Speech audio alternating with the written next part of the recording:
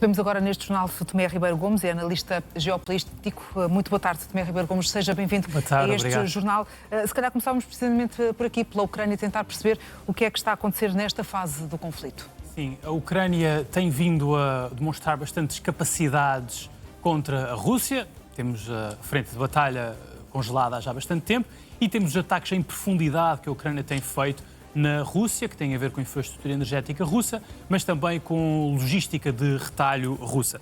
E, portanto, aqui há uma semana, 2 semanas, andávamos a dizer que isto é um momento muito bom para a Ucrânia. E agora a história é outra. Porquê? Porque nem a Rússia nem a Ucrânia têm capacidade de interceptar os mísseis uma da outra. A Ucrânia está com uma falta imensa de defesas antiaéreas. E isso acabou por redefinir também o curso desta guerra, na verdade. Tem redefinido. A população ucraniana está a sofrer muito.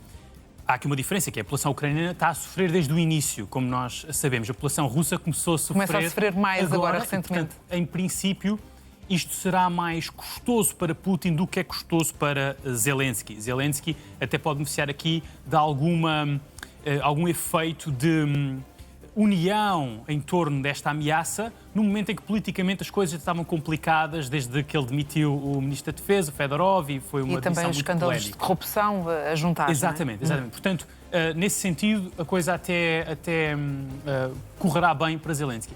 Mas, na verdade, é uma situação muito má, porque os ataques têm sido muito expressivos, ataques sobre civis, com mísseis balísticos, com drones, com mísseis de cruzeiro, e a Ucrânia não tem a capacidade de se defender. Tem pedido, Zelensky ele é sempre muito bom na frente diplomática e tem feito esta ofensiva diplomática a pedir aos Estados Unidos, a pedir à Europa mais mísseis, no caso Patriot, que são mísseis interceptores muito bons. Mas para termos uma ideia, um míssil Patriot, portanto, um míssil interceptor Patriot, não estamos a falar do sistema Patriot, estamos a falar do míssil interceptor, custa cerca de 4 milhões. Enquanto que um drone que venha da Rússia, pode custar qualquer coisa como 10 mil, 20 mil, 30 mil dólares. Portanto, a equação é claramente desvantajosa para quem está a defender.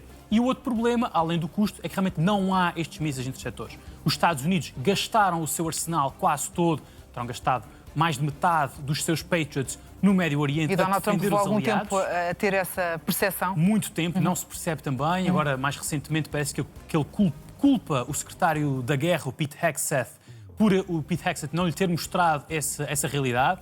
É da responsabilidade do Presidente fazer perguntas, certo? Portanto, enfim, nós sabemos como é que Trump é em termos de processo de decisão, é caótico. Portanto, do lado dos Estados Unidos não há esses Patriots para dar. Trump tinha dito que ia conceder uma licença à Ucrânia para produzir Patriots na Ucrânia, portanto, esta tecnologia americana para ser produzida na Ucrânia. Mas também recuou. Entretanto, já recuou. E, portanto, Zelensky tem aqui isto para tentar conseguir dos Estados Unidos e depois pode tentar conseguir Patriots dos países europeus, se bem que os países europeus também sentem que precisam dos Patriots para se defender da Rússia. A Rússia tem feito aquelas incursões de drones em vários países de leste que fazem os países pensar que realmente precisam dessa capacidade de defesa. Agora há aqui também muitos rumores de que pode estar para breve, ou seja, as agências de informação, da intelligence de muitos destes países acham que pode haver um ataque russo para breve a um país da NATO, o que faz com que também sintam que precisam ter estes Patriots no Estado e não estarem a enviá-los para a Ucrânia. Portanto, a situação é bastante complicada para Zelensky nessa frente, para os ucranianos. Um bocadinho, sem sabermos bem o que é que poderá efetivamente vir a seguir. Vamos olhar também, Tomé Ribeiro Gomes, para os desenvolvimentos no que diz respeito ao conflito do Médio Oriente. Na verdade, não são grandes desenvolvimentos. Continuamos aqui um bocadinho neste braço de ferro, sobretudo com o Estreito de Hormuz como palco. O que é que está de facto a acontecer nestas águas de Hormuz e quem é que factualmente detém o controle daquela via navegável? Ao contrário do que dizem os Estados Unidos, Trump diz que os Estados Unidos controlam 100% o Estreito de Hormuz. Não é verdade, não é? Nós, desde 28 de fevereiro, começou a guerra, talvez 2, 3 dias depois, percebeu-se que bastava ao Irão ameaçar o Estreito para desaparecer a confiança dos agentes económicos, por exemplo, das empresas de logística marítima, das seguradoras, para que haja aquele fluxo, que era dos 120, 130 navios por dia. Portanto, esse fluxo desapareceu e o que nós temos hoje é essencialmente a mesma coisa. Ou seja, ninguém acredita neste momento que o Irão não seja capaz de atingir os navios que ali passem. Assim o quer fazer, não é? Não atingirá navios chineses, por exemplo, mas enfim. E, portanto, os Estados Unidos estão claramente numa pior posição do que estavam antes da guerra começar. e toda a violência que foi empregada pelos Estados Unidos, ou ameaça de violência, porque houve coisas que não chegaram a acontecer, como aquelas invasões da ilha de Kashmir, por exemplo, ou da ilha de Karg, toda a ameaça de violência ou violência não conseguiu apagar esse facto. E, portanto, nós estamos mais ou menos onde estávamos. O que temos é várias rondas de Trump a perceber que tem de conceder o controle do Estreito e a seguir a tentar arranjar uma maneira de não ceder esse controle. Neste momento parece que estamos a entrar numa fase em que ele percebe que tem de ceder o controle do Estreito ao Irão. Ainda de uma venho a maneira ou falar de outra. desta parede de aço que pretende implementar no Sim. Estreito de Hormuz. Isto é o quê? É marketing político? É estratégia militar? É o quê, exatamente? Sim, acho que é a retórica de Trump. Quer dizer, a única coisa que funcionou mais ou menos que os Estados Unidos tenham feito... Bem, podemos dizer aqui duas. Por um lado, a pressão económica que conseguiram aplicar ao Irão com o contrabloqueio, com o bloqueio que fizeram às exportações de petróleo iranianas, pode ser visto como tendo dado incentivos ao Irão para vir negociar. Mas claramente não deu incentivos suficientes para virem negociar, estando dispostos a abdicar do controle do Estreito. Portanto, não estão dispostos a abdicar do controle do Estreito. A outra coisa que teve algum efeito foi uma espécie de escolta que foi feita ali pela Marinha Americana a alguns navios, mas estamos a falar de muito poucos navios.